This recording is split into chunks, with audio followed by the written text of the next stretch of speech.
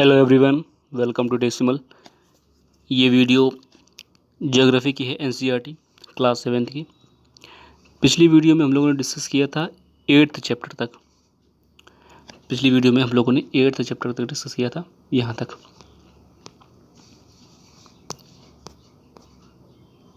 Discuss किया था हम लोगों ने गंगा ब्रह्मपुत्र बेसिन तक। ठीक है, गंगा ब्रह्मपुत्र बेसिन तक ये यहाँ तक 8th चैप्टर है। आज हम लोग जो डिस्कस करेंगे वो 9th चैप्टर है। ठीक है, 9th चैप्टर है शीतोष्ण घास स्थलों में जीवन।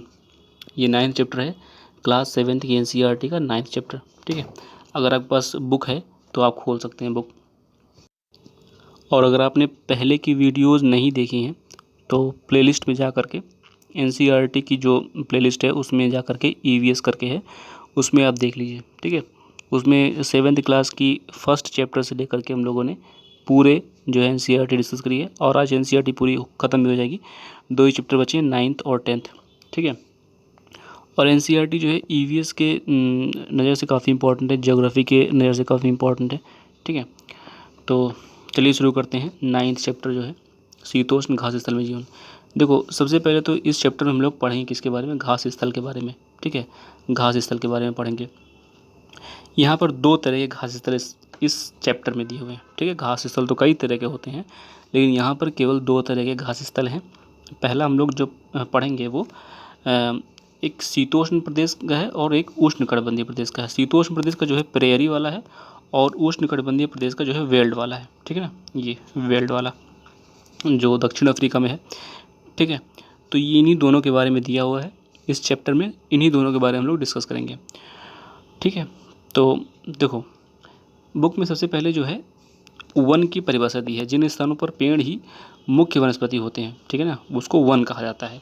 जिन स्थानों पर पेड़ ही मुख्य वनस्पति होते हैं उनको वन कहा जाता है। ये वन की परिभाषा दी हुई है।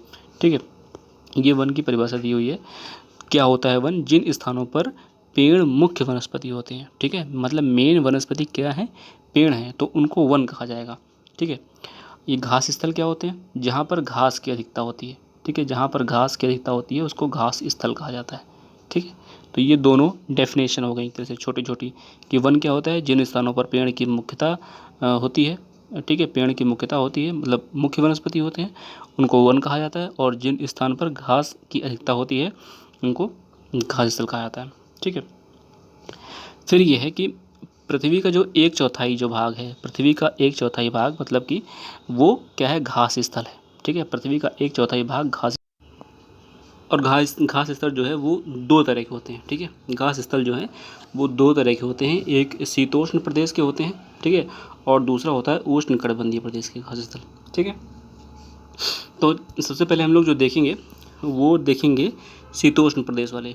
ठीक है, शीतोष्ण प्रदेश वाले मतलब प्रेयरी के बारे में देखेंगे। तो जो प्रेयरी है, प्रेयरी जो है वो उत्तरी अमेरिका में है। ठीक है ना, उत्तरी अमेरिका के शीतोष्ण घास स्थल होते हैं। जो प्रेयरी है वो उत्तरी अमेरिका के शीतोष्ण घास स्थल हैं।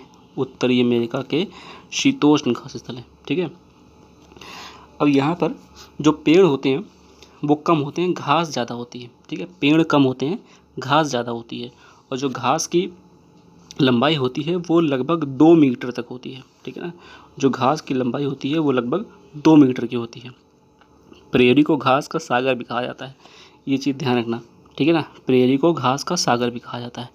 ठीक है, इस तरह क्वेश्चन छोटे छोटे एग्जाम में पूछ लिए जाते हैं। छोटे छोटे एग्जाम में क्या मतलब, यूपीटीडी पूछ सकता है, सीटीडी पूछ सकता है। ठीक है ना, यूपी पीसीएस में मिलान करने की हो सकता है। तो एनसीईआरटी जो है वो है जिसमें अगर किसी के सिलेबस में भूगोल है या फिर एनवायरनमेंट है तो उसमें काम आ जाएगी। ठीक है ना, किसी में भी, ये चीज़ ध्यान रखना। और पश्चिम में रॉकी पर्वत से पूर्व में जो है ग्रेट लेक से घिरा हुआ है। ठीक है, पश्चिम में रॉकी पर्वत से पूर्व में ग्रेट लेक्स तक घिरा हुआ है। ये आपको मैप देखना पड़ेगा। ठीक है ना, उत्तरी अमेरिका का, तो वहाँ पे आप रॉकी पर्वत और पूर्व में ग्रेट लेक है वहाँ तक का, उसके बीच का जो रीजन है वो प्रेयरी वाला रीजन है। ठीक है ना, एक बार मैप देख लेना। ठीक है, अब देखो आगे बढ़ते हैं। देखो, यहाँ जो अमेरिका के मूल निवासी है ना, अमेरिका के मूल निवासी, उनको रेड इंडियंस कहा जाता है। ठीक है, रेड इंडियंस कहा जाता है। ठीक है, अमेरिका के मूल निवासियों को रेड इंडियंस कहा जाता है।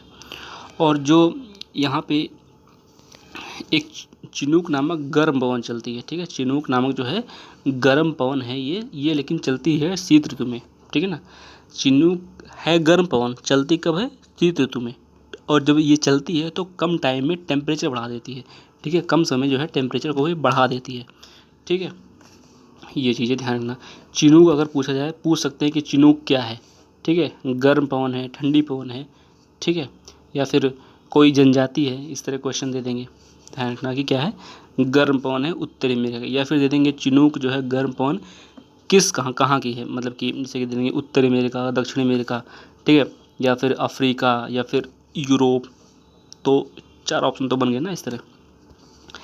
अब देखो यहाँ पे जनजाति भी कुछ है।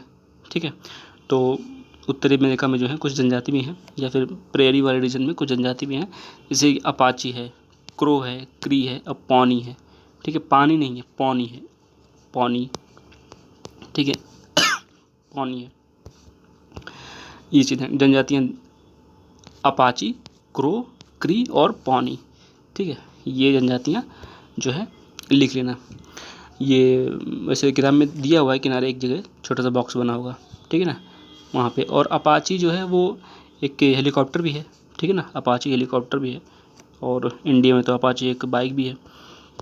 ठीक है, अब देखो यहाँ की जलवायु की बात करें तो जो टेम्परेचर है वो जो है -20 डिग्री से लेकर के +20 डिग्री के बीच में होता है। ठंडियों में -20 जाता है, और जो गर्मी होती है वहाँ पर +20 डिग्री चला जाता है। वो जो वार्षिक वर्षा है वो सामान्य होती है और घास के लिए अनुकूल होती है। जो वार्षिक वर्षा है वो सामान्य होती है और घास के लिए अनुकूल होती है। जो वर्षा है वो घास को उगने में एक तरह से मदद करती है। ठीक है, अनुकूल का मतलब क्या है कि घास ऐसी सिचुएशन में ज़्यादा उगती है। ठीक है, अब इधर जरा ये देख लो। ठीक है, यहाँ पर लिखा हुआ है उत्तरी अमेरिका। यहाँ पर एक काम करना, यहाँ पे जो कनाडा लिखा हुआ है इसे काट देना। इधर अमेरिका, कनाडा की जगह अमेरिका कर लेना। ठीक है, और अमेरिका की जगह यहाँ पे कनाडा कर लेना। ठीक है, यहाँ पे थोड़ा सा लिखने में गलती हो गई थी, यहाँ अमेरिका यहाँ कनाडा लिख लेना। ठीक है, तो जब ये लिख लोगे तो यहाँ अमेरिका हो जाएगा, यहाँ कनाडा। तो यहाँ पे क्या होगा, प्रेयरी अफवाह मिसिसिपी की सहायक नदी यहाँ पर होती है। ठीक है ना, और यहाँ पर जो है प्रेयरी का अफवाह सास्केचुआन की सहायक नदी करती है। ठीक है, कुल मिलाकर कहने का मतलब ये है कि यहाँ पर जो है अमेरिका के प्रेयरी का अफवाह मिसिसिपी की सहायक नदी करती है, और कनाडा के प्रेयरी का अफवाह सास्केचुआन नदी की सहायक नदी करती है। ठीक है, तो यहाँ पे क्या करना, जो मिसिसिपी वाला रीजन है, ठीक है ना, ये इधर वाला, यहाँ पे क्या करना, अमेरिका कर लेना। ठीक है, और यहाँ पे कनाडा कर लेना। यहाँ पे अमेरिका और यहाँ पे कनाडा। ठीक है, कनाडा कर लेना हमें, ये चीज़ क्लियर हो जाएगी, बाकी ठीक है इसमें। ठीक है, अब देखो यहाँ की वनस्पति के बारे में बात करें। और हाँ, एक चीज़ यहाँ पे दिया हुआ है कि जैसे कि ये यहाँ के प्रेयरी में एक सेकेंड, दुग्ध उत्पादन होता है। ठीक है, यहाँ पर दुग्ध उत्पादन होता है, घास का सागर है, ये कुछ पॉइंट है छोटे छोटे। ठीक है, विश्व का धान्यागार कहा जाता है गेहूँ के कारण। ठीक है, विश्व का धान्यागार कहा जाता है। ठीक है, गेहूँ के कारण। और यहाँ पर कोयला और लोहे के विशाल भंडार पाए जाते हैं। ठीक है, कोयला और लोहे के विशाल भंडार पाए जाते हैं।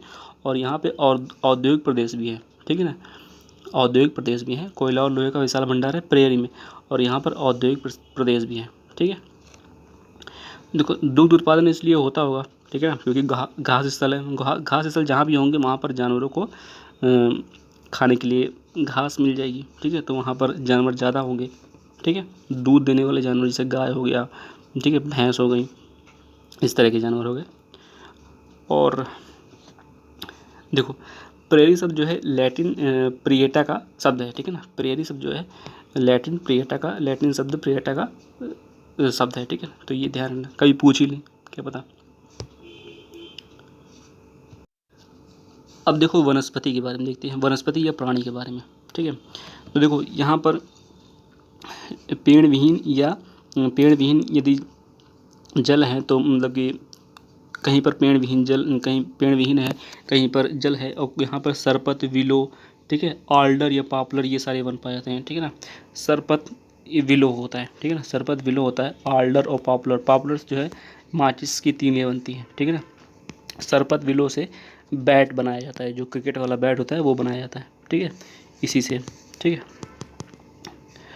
और फिर जो है मुख्य फसल जो है यहाँ पर मक्का है, ठीक है, मुख्य फसल जो है मक्का है, और आलू है, सोयाबीन है, कपास है, अल्फ़ा है, ठीक है ना। अल्फ़ा एक फसल होती है, वो भी यहाँ पाई जाती है। मवेशियों के फर्म को रैंच, ठीक है, और देखभाल करने वाले को काउबॉय कहा जाता है, ठीक है ना।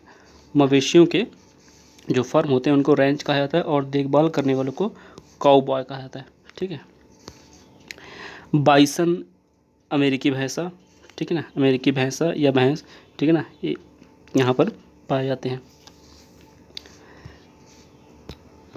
और जैसे कि अन्य हैं, खरगोश हैं, ठीक है, खरगोश हैं, कायोट हैं, गोफर हैं, प्रेरी कुत्ता है, ये सारे जानवर यहाँ पाए जाते हैं, ठीक है ना।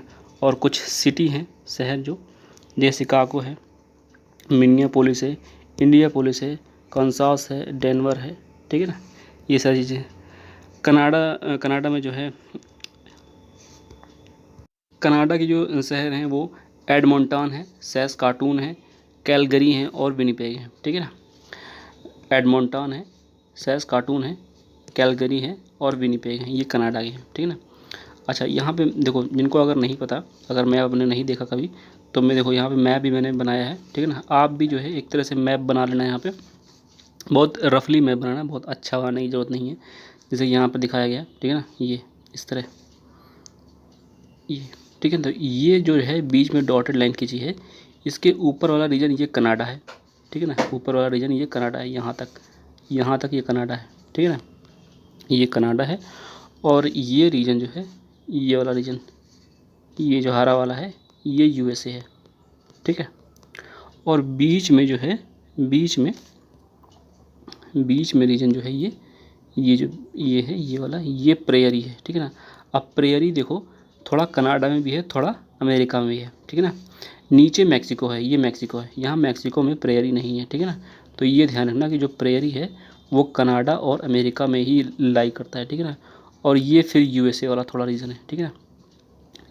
ये पूरा तो उत्तरी अमेरिका है, पूरा रीजन तो उत्तरी अमेरिका है, ठीक है ना। लेकिन यहाँ पे ये वाला कनाडा है, इसके ऊपर कनाडा है, और यहाँ ये बीच वाला रीजन जो हरा वाला था, ठीक है ना, जो हरा वाला रीजन था ये अमेरिका है, मेन अमेरिका, ठीक है ना, जिसको यूएसए बोला जाता है, ठीक है। और नीचे जो है ये मैक्सिको है, ये मैक्सिको है, ठीक है। ये चित्र आप बना लेना अपने नोट्स में। अब देखते हैं वेल्ड के बारे में, ठीक है ना। तो यहाँ पे हमें दो घास स्थल डिस्कस करने थे ना, जैसे कि एक शीतोष्ण प्रदेश था, एक उष्णकटिबंधीय। तो शीतोष्ण वाला जो था ये प्रेयरी है। अब जो डिस्कस करेंगे वो उष्णकटिबंधीय प्रदेश है घास स्थल के, ठीक है। देखो यहाँ पर वेल्ड के बारे में हम लोग डिस्कस करेंगे। वेल्ड के बारे में डिस्कस करें उससे पहले हम लोग मैप देख लेते हैं एक बार, ठीक है ना। देखो जैसे अफ्रीका का जो मैप देखोगे ना, अफ्रीका का मैप ये बना हुआ है यहाँ पे, अफ्रीका का मैप। तो ये अफ्रीका है, ठीक है ना, ये अफ्रीका है अगर, तो यहाँ पे नीचे जो है इधर, ठीक है ना, इधर वाले रीजन की बात कर रहे हैं, ठीक है। तो अफ्रीका का मैप अगर आपके पास है, वैसे एनसीईआरटी में बना हुआ है, आप वहाँ पे खोल भी सकते हैं, ठीक है। एनसीईआरटी में बना हुआ है, वहाँ पे खोल लीजिए, तो उसमें आपको दिख जाएगा नीचे, ठीक है ना, वेल्ड वाला रीजन आसानी से, ठीक है। तो यहाँ की बात बारे में डिस्कस करेंगे। देखो वेल्ड जो है वो दक्षिण अफ्रीका के शीतोष्ण घास स्थल, ठीक है, शीतोष्ण घास स्थल है।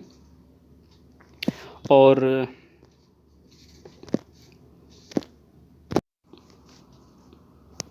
जो है यहाँ पर 600 से 1100 मीटर ऊंचाई वाले उर्मिल पठार हैं, ठीक है ना। तो ये देखो यहाँ पे शीतोष्ण घास स्थल दिया हुआ है, ठीक है ना, ये भी शीतोष्ण घास स्थल ही दिया हुआ है यहाँ पर, ठीक है। तो हम लोग दोनों जो पढ़ रहे हैं वो दोनों शीतोष्ण घास स्थल के बारे में ही पढ़ रहे हैं, ठीक है ना। मुझे लगा था यहाँ पर ध्यान नहीं दिया मैंने, मुझे लगा कि यहाँ पे उष्णकटिबंधीय प्रदेश के बारे में दिया हुआ है, लेकिन ये भी शीतोष्ण घास स्थल प्रदेश ही है, ठीक है। तो कन्फ्यूज मत होना, दोनों शीतोष्ण घास स्थल हैं, ठीक है ना। तो ये भी शीतोष्ण घास स्थल प्रदेश है, ठीक है ना, दक्षिण अफ्रीका का शीतोष्ण घास स्थल है ये भी, ठीक है। और यहाँ पर 600 से 1100 मीटर ऊंचाई वाले उर्मिल पठार हैं, ठीक है ना, ऊंचाई वाले उर्मिल पठार हैं। हम लोग कोई जो है उष्णकटिबंधीय प्रदेश जो है उसके बारे में, जो घास स्थल के बारे में डिस्कस कर लेंगे, ठीक है ना, बाद में। अब देखो यहाँ पर जो है डेकन्सबर्ग पर्वत से घिरा, पश्चिम में कालाहारी रेगिस्तान, ठीक है ना, यहाँ पर जो है डेकन्सबर्ग पर्वत मिल जाएगा और पश्चिम में कालाहारी रेगिस्तान मिल जाएगा। उत्तर पूर्व में उच्च वेल्ड जो है वहाँ पर उत्तर पूर्व में, ठीक है ना, और ऑरेंज लिम्पोपो की सहायक नदी इस प्रदेश में जो है मिल जाएगी, ठीक है ना। ऑरेंज और लिम्पोपो दो सहायक नदी, इंपॉर्टेंट चीज़ बता रहा हूँ, ठीक है। ऑरेंज और लिम्पोपो नदी, ठीक है ना, यहाँ पर मिल जाएंगी, ठीक है। जलवायु कैसी है, शीत ऋतु में ठंडी होती है और शुष्क में मतलब कि शीत ऋतु में ठंडी होती है, शुष्क टेम्परेचर 5 से 10 के बीच होता है, ठीक है। और जुलाई सबसे अधिक ठंडा होता है, ठीक है, जुलाई का महीना सबसे अधिक ठंडा होता है। ग्रीष्म ऋतु जो होती है अल्पकालिक जो होती है गर्म होती है। वर्षा नवंबर से फरवरी के बीच होती है, ठीक है। और वनस्पति की बात करें तो यहाँ पर जो है वनस्पति की बात करें तो यहाँ पर लाल घास बेल्ट की झाड़ियों में, ठीक है ना, मिल जाते हैं। बबूल, मोरेला, ठीक है, और शेर, तेंदुआ, चीता, कुड़ू, ये सारे जानवर हैं। फसल जो है मक्का है, ज्वार, गेहूँ, अखरोट, आलू, गन्ना, कपास, ये सारी मिल जाएगी, ठीक है। लोग जो काम करते हैं यहाँ पे ज़्यादातर भेड़ पालन, ठीक है। मोरिनो नामक भेड़ यहाँ पर लोकप्रिय है, ठीक है, इसका नाम ध्यान रखना। मोरिनो नामक जो भेड़ है यहाँ पर लोकप्रिय है। और दूध जो है, दूध का मतलब दूध का दूसरा प्रमुख व्यवसाय है यहाँ पर, ठीक है ना। और सोना और हीरा का खनन लोगों का मुख्य व्यवसाय है, ठीक है ना। सोना और हीरे से यहाँ पर जो है व्यवसाय पाए जाते हैं, ठीक है ना, यहाँ पर खनन होता है। और जोहान्सबर्ग जो है विश्व की स्वर्ण राजधानी है। तो अगर पूछा जाए कभी स्वर्ण राजधानी किसे कहा जाता है, जोहान्सबर्ग को, ठीक है। और किम्बरले जो है, किम्बरले हीरे खान के लिए प्रसिद्ध है, ये ध्यान रखना, ये क्वेश्चन काफ़ी इंपॉर्टेंट है, जोहान्सबर्ग और किम्बरले वाला, ठीक है ना। और ये दोनों इंपॉर्टेंट है, कहीं ना कहीं पूछे भी गए हैं, ठीक है ना। और वेल्ड जो है दक्षिणी गोलार्ध में है, ठीक है ना, वेल्ड जो है वो दक्षिणी गोलार्ध में है, ठीक है। तो ये इंपॉर्टेंट चीज़ें, वेल्ड में ज़्यादा इंपॉर्टेंट चीज़ें थी नहीं, ठीक है ना। बस इतना ध्यान रखना कि जो हम लोगों ने डिस्कस किया है वो दोनों क्या है, शीतोष्ण घास स्थल है, ठीक है ना, शीतोष्ण घास स्थल है। जो प्रेयरी है वो भी शीतोष्ण घास स्थल है, ठीक है ना, प्रेयरी जो है वो भी शीतोष्ण घास स्थल है, ठीक है, ये चीज़ ध्यान रखना। तो ये जो था ये क्लास 7th का जो NCERT है उसका 9th चैप्टर था, ठीक है ना। तो इसमें प्रेयरी और वेल्ड के बारे में डिस्कस किया है। अब जो डिस्कस करेंगे वो हम लोग क्लास जो है 7th का ही लास्ट चैप्टर है, ये NCERT का 10th चैप्टर, ठीक है ना। ये क्लास 7th की जो NCERT है उसका 10th चैप्टर है, 10वां चैप्टर है, ठीक है, रेगिस्तान में जीवन, ठीक है। तो अगर आपके पास NCERT है तो वो चैप्टर आप खोल भी सकते हैं, ठीक है। हम लोग केवल इंपॉर्टेंट चीज़ें डिस्कस करेंगे, ठीक है ना, बहुत ज़्यादा मतलब इसमें चीज़ें हैं भी नहीं, ठीक है। जितनी इंपॉर्टेंट चीज़ें इस पेज में लिखी हुई हैं और आप एक बार जो है इस चैप्टर पढ़ लेना, मतलब केवल पढ़ना है, ठीक है ना, उसमें कुछ निकालने की ज़रूरत नहीं है, सारी इसमें चीज़ें निकाल ली हैं। तो इसमें जितनी लिखी चीज़ें ये अपने अपने नोट्स में नोट कर लेना, बाकी सारी चीज़ें इसमें हैं, ठीक है। बस एक बार बुक पढ़ लेना, ठीक है। चलिए देखते हैं यहाँ पर 10वां चैप्टर जो है रेगिस्तान में जीवन, ठीक है। अब देखो यहाँ पर जो है रेगिस्तान के बारे में दिया हुआ है। रेगिस्तान जो है एक शुष्क प्रदेश जिसकी विशेषताएं अत्यधिक गर्म या अत्यधिक ठंड हो, मतलब कि उसकी विशेषता क्या हो कि अत्यधिक गर्म हो या अत्यधिक ठंड हो। जैसे कि अगर आपने NCERT का ये चैप्टर नहीं पढ़ा है तो आपको ये लगेगा कि रेगिस्तान का मतलब सूखा होता है, ठीक है। रेगिस्तान का मतलब जहाँ पर दूर दूर तक कहीं भी पेड़ पौधे ना हो, ठीक है, बालू हो और धूप आती हो, बहुत कड़ाके की धूप होती है, एकदम 45 से 50 डिग्री सेंटीग्रेड से ऊपर ही टेम्परेचर रहता हो, ठीक है। ये अगर मन में धारणा बनी है तो इसको निकाल देना, ठीक है ना। रेगिस्तान का मतलब ये होता है कि जहाँ पर टेम्परेचर सबसे ज़्यादा गर्म हो, बहुत ज़्यादा गर्म हो या बहुत ज़्यादा ठंडा हो। मतलब यहाँ पर रेगिस्तान जो है 2 तरह के होते हैं, या तो बहुत ठंडा रेगिस्तान या बहुत ही गर्म रेगिस्तान, ठीक है। तो ये चीज़ ध्यान रखना। कि या तो टेम्परेचर अत्यधिक गर्म होगा या अत्यधिक ठंडा होगा। ठीक है। कम वर्षा होती है, विरल वनस्पति एवं चरम तापमान। ठीक है, चरम तापमान, तापमान के आधार पर रेगिस्तान गर्म या ठंडे हो सकते हैं। ठीक है ना। चरम तापमान का मतलब यहाँ पे अब या तो बहुत ज़्यादा टेम्परेचर बढ़ जाएगा या फिर -45 डिग्री पहुँच जाएगा माइनस में, या +55 डिग्री पहुँच जाएगा कहीं। ठीक है ना। तो गर्म और ठंडे दोनों तरह के रेगिस्तान होते हैं। अगर पहले से बचपन से ये दिमाग में रहा हो कि जो रेगिस्तान होते हैं वो हमेशा गर्म होते हैं, तो वो चीज़ निकाल देना। रेगिस्तान दो तरह के होते हैं, ठंडा रेगिस्तान और गर्म रेगिस्तान। ठीक है। अब देखो यहाँ पर देखते हैं। अब पहले हम लोग गर्म रेगिस्तान देख रहे हैं। ठीक है ना। और फिर नीचे जो है लद्दाख के बारे में पढ़ेंगे, ठंडा रेगिस्तान। ठीक है ना। तो ये पहले सहारा का रेगिस्तान जो है वो गर्म रेगिस्तान है, उसके बारे में देखते हैं। ठीक है ना। तो यहाँ पे जो है सहारा का जो रेगिस्तान है अफ्रीका में है। ठीक है। सहारा का रेगिस्तान जो है वो अफ्रीका में है और विश्व का सबसे बड़ा रेगिस्तान है। इसका एरिया जो है 8.54 लाख वर्ग किलोमीटर है। ठीक है ना। एरिया जो है इसका 8.54 लाख वर्ग किलोमीटर है और इंडिया का क्षेत्रफल जो है 3.2 लाख वर्ग किलोमीटर है। अब आप सोच सकते हो कितना बड़ा ये है। ठीक है ना। इंडिया का जो है एरिया 3.2 लाख वर्ग किलोमीटर है और जो सहारा का रेगिस्तान है उसका एरिया 8.54 लाख वर्ग किलोमीटर क्षेत्रफल है। ठीक है। तो काफ़ी बड़ा एरिया है। ठीक है, काफ़ी बड़ा एरिया है। यहाँ पर जो सहारा का रेगिस्तान है ये 11 देशों से घिरा हुआ है। कितने देश हैं? 11 देश। ये ध्यान रखना, कभी क्वेश्चन पूछ सकते हैं कि सहारा का रेगिस्तान कितने देशों से घिरा हुआ है। ठीक है, तो साफ साफ यहाँ पर कितना लिखा है? 11। इनके नाम हैं अल्जीरिया है, चड है। ठीक है, अल्जीरिया है, चड है, मिस्र है, लीबिया है, माली है, मैरितानिया है, मोरक्को है, नाइजर है, सूडान है, ट्यूनीशिया है, पश्चिमी सहारा है। ठीक है, ये 11 के नाम आप याद कर लीजिए, 11 के 11 ही नाम पूरे याद कर लीजिए, क्योंकि बहुत ज़्यादा नहीं है, 11 ही नाम है। ठीक है ना, याद कर सकते हैं, कोई बड़ी बात नहीं है। ठीक है, अब देखो यहाँ पर जो है जलवायु की अगर बात करें, यहाँ की जलवायु की बात करें तो गर्म और शुष्क होती है। दिन का टेम्परेचर जो है 50 डिग्री सेंटीग्रेड से ऊपर चला जाता है और रात का टेम्परेचर जो है वो 0 डिग्री सेंटीग्रेड तक आ जाता है। ठीक है, रात का टेम्परेचर जो है वो 0 डिग्री, मतलब देख लो कितनी ज़्यादा वैरायटी है यहाँ पर। मतलब कि दिन का टेम्परेचर 50 डिग्री जा रहा है। ठीक है ना, एकदम एकदम परम तापमान पे, एकदम चरम पे एकदम, है ना।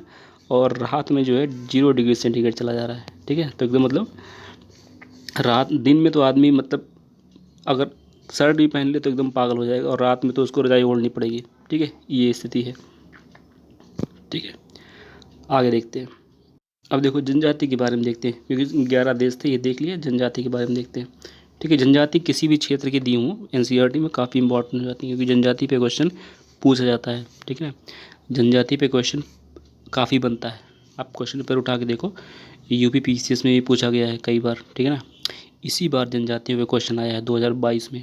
ठीक है, जनजातियों पे क्वेश्चन आया, यूपी पीसीएस का क्वेश्चन पेपर उठा के देखना। जनजातियों के बारे में पूछा गया, 4 जनजातियाँ दी थी, उनमें मैचिंग करानी थी।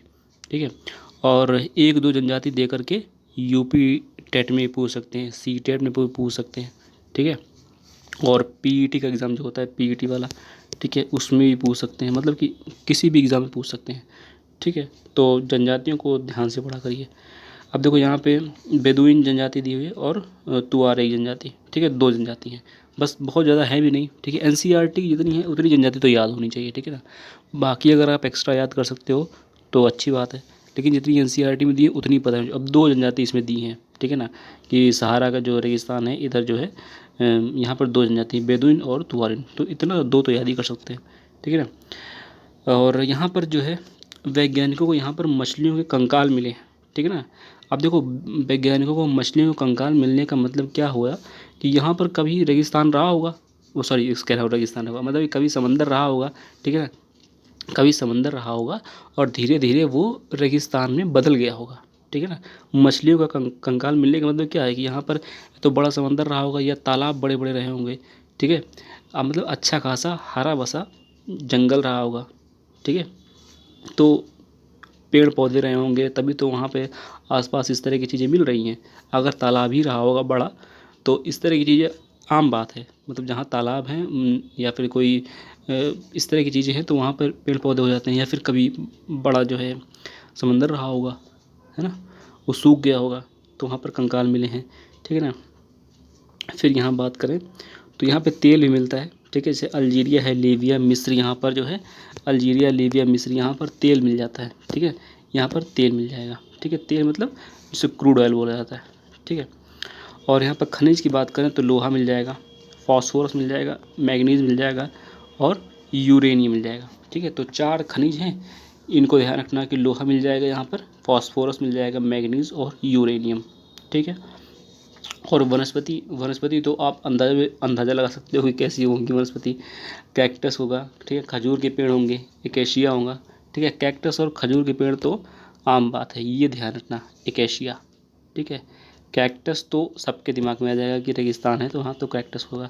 खजूर का पेड़ भी शायद एक बार ना आए दिमाग में, लेकिन ध्यान रखना खजूर का पेड़ भी होता है। लेकिन एकेशिया बिल्कुल ध्यान रखना, ये पूछ सकते हैं क्योंकि इसका नाम बड़ा अजीब सा है, ठीक है ना। एकेशिया दे देंगे कि एकेशिया कहाँ पाया जाता है, ठीक है ना। अगर कॉन्टिनेंट ही दे दिए 4 कॉन्टिनेंट, ठीक है ना, 4 महाद्वीपों के नाम, तो वहाँ पर अगर आपने नहीं ध्यान रखा तो गलत हो जाएगा, ठीक है ना।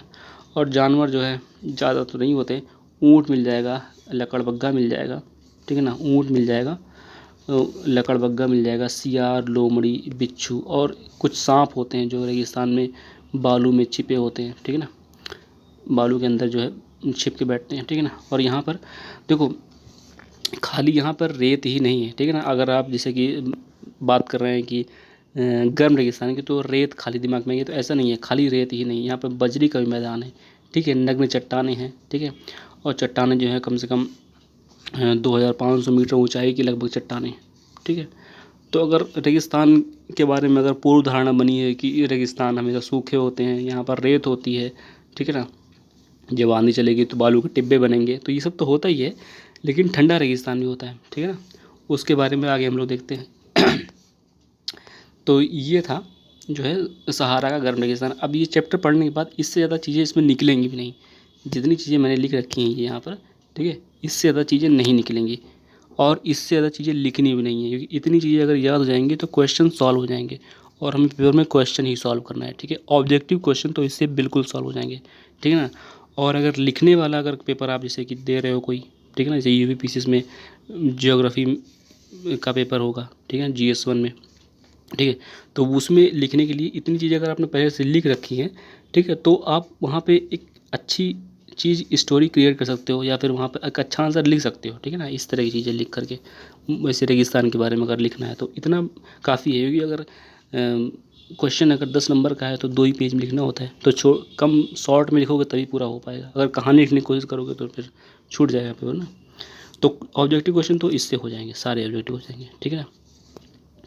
अब देखो ये यहाँ पे इस तरह मैप बनाया हुआ है, ठीक है ना, तो ये मैप आप बना लेना, मैप बना लेना। ये मैप जो है एनसीईआरटी में बना हुआ भी है, ठीक है, एनसीईआरटी में मैप बना भी हुआ है, ठीक है। और बिल्कुल वैसे ही मैप बना लेना और चारों तरफ उसके जो 11 देश हैं उनका नाम लिख लेना और 11 देशों के नाम जो है याद कर लेना, ठीक है, ये चीज़ ध्यान रखना। और एक चीज़ ध्यान रखना कि जो अफ्रीका है ना, वहाँ से कर्क रेखा और मकर रेखा दोनों गुजरती है। ये क्वेश्चन पूछा भी गया है कि कौन सा कॉन्टिनेंट है जिसे कर्क रेखा और मकर रेखा दोनों गुजरती है, ठीक है। तो ये चीज़ ध्यान रखना, कर्क रेखा और मकर रेखा दोनों यहाँ से गुजरती है, ठीक है। अब देखते हैं जो है ठंडे रेगिस्तान के बारे में। अभी तक तो गर्म रेगिस्तान देखा, अब ठंडा रेगिस्तान। ये ठंडे रेगिस्तान जो है वो इंडिया का यहाँ लिया गया है, ठीक है ना, लद्दाख, ठीक है। अब देखो जो द्रास है ना, जो द्रास है मतलब कि यहाँ पे लद्दाख की बात कर रहे हैं, यहाँ पे द्रास रीजन है, वो पृथ्वी का सबसे ठंडा स्थान है, ठीक है ना। लद्दाख में द्रास है, वो पृथ्वी का सबसे ठंडा स्थान है, ठीक है, ये चीज़ ध्यान रखना। पूछा भी जाता है कि पृथ्वी का सबसे ठंडा स्थान कौन सा है, तो द्रास। द्रास कहाँ है, इधर जम्मू कश्मीर वाला रीजन में, ठीक है, लद्दाख का पार्ट। और इसके उत्तर में काराकोरम पर्वत है और दक्षिण में जास्कर पर्वत है। तो ध्यान रखना कि उत्तर में काराकोरम है और दक्षिण में जास्कर पर्वत है, उसके बीच में है, ठीक है ना, बीच में है ये रेगिस्तान, ठीक है। और यहाँ पर जो नदी है वो सिंधु नदी, मेन नदी तो सिंधु नदी है, ठीक है। और हिमानी जो है गैंगरी है। हिमानी की अगर बात करें तो वो गैंगरी है, ठीक है। लद्दाख की ऊंचाई कारगिल में जो है 3000 से काराकोरम में 8000 मीटर से अधिक है, ठीक है ना। तो लद्दाख की ऊंचाई कारगिल में 3000 से और काराकोरम में 8000 मीटर से अधिक है, ठीक है। तो ये कुछ पॉइंट है, ठीक है ना। इसको आप जब पैरा पढ़ोगे तो वहाँ पे ये सारी चीज़ें मिल जाएंगी, ठीक है ना। और इतनी चीज़ें लिखनी है इसमें। और फिर इसकी वनस्पति की अगर बात करें, वनस्पति या प्राणी जात की, ठीक है। तो यहाँ पर वनस्पति जो है शरबत मिल जाएगा, विलो इसको बोलते हैं, पॉपुलर मिल जाएगा, सेब है ना। और जिसे मतलब कि विलो जो होता है उससे क्रिकेट का बल्ला बनाया जाता है, ठीक है। और खुबानी है, खाबुनी नहीं, खुबानी है, अखरोट है, ठीक है। खुबानी है, अखरोट है, ये सारी चीज़ें वनस्पति मिल जाएंगी, ठीक है ना। अब पक्षी की बात करें तो रॉबिन है यहाँ पर, रेड स्टार्ट है, ठीक है। और यहाँ पर तिब्बती स्नोकॉक है, एक ही लिखा हुआ है, कॉमा लगा दिया गलती से बीच में, तो कॉमा हटा देना, तिब्बती स्नोकॉक है, ठीक है ना। और रेवन है, और रेवन के बाद यहाँ पे हुप है, ये हुप लिखा हुआ है, हुप, ठीक है, हुप। ये सारे जो हैं वनस्पति और प्राणी जात हैं, ठीक है, वनस्पति और। अब आगे देखते हैं लोगों के बारे में, ठीक है। यहाँ पर जो लोग मिलेंगे वो अधिकांशतः या तो मुस्लिम होंगे, ठीक है, या बौद्ध होंगे, ठीक है। यहाँ पर कुछ बौद्ध मठ भी मिलेंगे, ठीक है ना, कुछ बौद्ध मठ भी मिलेंगे यहाँ पर। और प्रसिद्ध मठ जैसे यहाँ पर हेमिस है, थिस्के है, ठीक है, लामायूर है, ठीक है। इनके नाम थोड़े थोड़े कठिन है, ठीक है ना। तो नाम जो है आप कई बार जो है याद करेंगे, पढ़ेंगे तो ये आराम से याद रहेंगे, जैसे लामायूर, ठीक है, थिक्से, हेमिस। और यहाँ पर जौ, मटर, आलू, सेम और सलजम, इन सभी खेती होती है, ठीक है। राष्ट्रीय राजमार्ग 1A जो लेह को जोजिला दर्रे से होते हुए कश्मीर घाटी से जोड़ता है, ठीक है। तो ये ध्यान रखना कि राष्ट्रीय राजमार्ग 1A लेह को जोजिला दर्रा होते हुए कश्मीर घाटी से जोड़ता है, ठीक है। फिर जो है चीरू या फिर चीरू, एक सेकेंड, चीरू या तिब्बती एंटीलोप बहुल्य पाया जाता है, ठीक है। तिब्बती एंटीलोप मतलब कि एक तरह से हिरन जैसी प्रजाति वाला जीव होता है, ठीक है। और इस जो तिब्बती एंटीलोप है, इसका शिकार शहतूश, ठीक है, शहतूश नामक इसके ऊन के लिए होता है। इसके ऊन का नाम है शहतूश, ठीक है ना, शहतूश। देखो मैं लिख रहा हूँ शहतूश, ठीक है, शहतूश, आ की मात्रा लगी शहतूश, ठीक है। तो शहतूश जो है वो इसका ऊन होता है, ठीक है, शहतूश जो है इसका ऊन होता है, ये चीज़ ध्यान रखना, ठीक है। और फिर यहाँ पर जो है मनाली लेह 4, ठीक है, मनाली लेह 4 दर्रे से गुजरता है, रोहतांगला, बारालाचाला और लुनगाचाला और टंगलंगला, ठीक है ना। ये सारे जो हैं एक तरह से यहाँ पर दर्रे हैं, ठीक है। मनाली लेह जो है 4 दर्रों से गुजरता है, रोहतांगला, बारालाचाला और लुनगाला लाचाला, ठीक है, और टंगलंगला, ठीक। इनके नाम थोड़े अजीब हैं, तो कई बार आप जब पढ़ेंगे तो जो है याद हो जाएंगे, ठीक है ना। तो जो मनाली लेह है वो 4 दर्रों से गुजरता है, ये सारे दर्रों के नाम ध्यान रखना, ठीक है ना, चारों दर्रों के नाम ध्यान रखना, ठीक है ना, ये चारों दर्रों के नाम, ठीक। और आगे एक चीज़ यहाँ पर जैसे ये दी हुई है कि जो लद्दाख है ना, लद्दाख को खापा चान भी कहते हैं, ठीक है, लद्दाख को जो है खापा चान भी कहते हैं। तो अगर कहीं पूछा जाए कि खापा चान क्या होता है, ठीक है, खापा चान क्या होता है, तो लद्दाख को खापा चान भी कहते हैं, ठीक है। इसका अर्थ होता है आर्द्र हिमभूमि, ठीक है, इसका अर्थ होता है हिमभूमि, सॉरी आर्द्र नहीं, हिमभूमि होता है, ठीक है। इसका अर्थ होता है हिमभूमि। हिमभूमि मतलब जहाँ पर बर्फ़ ज़्यादा हो, ऐसी भूमि जहाँ पर बर्फ़ ज़्यादा हो, ठीक है। तो ये देखो यहाँ पर मैप में बनाया हुआ है, ठीक है ना। तो आप इस तरह मैप बना लेना, ठीक है, आप ये मैप बना लेना इस तरह, ठीक है, ये मैप बना लेना, ठीक है। इस तरह सारा ये पूरा मैप बनाना और यहाँ पर जो रीजन दिखा देना लद्दाख वाला रीजन, ठीक है। तो ये जो है पूरी बुक जो है यहाँ पर ये कंप्लीट होती है, ठीक है। इतनी ही इंपॉर्टेंट चीज़ें हैं इनमें, ठीक है। लास्ट के चैप्टर हैं, ठीक है। जितनी इंपॉर्टेंट चीज़ें होती हैं वो एक ही पन्ने में आ जाएंगी। बहुत बड़ा चैप्टर तो हैं काफ़ी बड़े, लेकिन इनमें जो है जो अपने काम की चीज़ें हैं, ठीक है ना, अपने काम की चीज़ें जो हैं वो इतनी ही हैं, ठीक है ना। और बहुत कहानी लिखने की ज़रूरत नहीं है, किताब एक बार पढ़ लेना ज़रूरी, जैसे बताया ना कि जैसे अखबार पढ़ते हैं वैसे एक बार पढ़ लेना। और नोट्स ऐसे जैसे मैं बनाए, ये अपने हाथ से नोट्स बना लीजिएगा, ठीक है, अपने अपनी हैंड राइटिंग में, ताकि आसानी हो, ठीक है ना।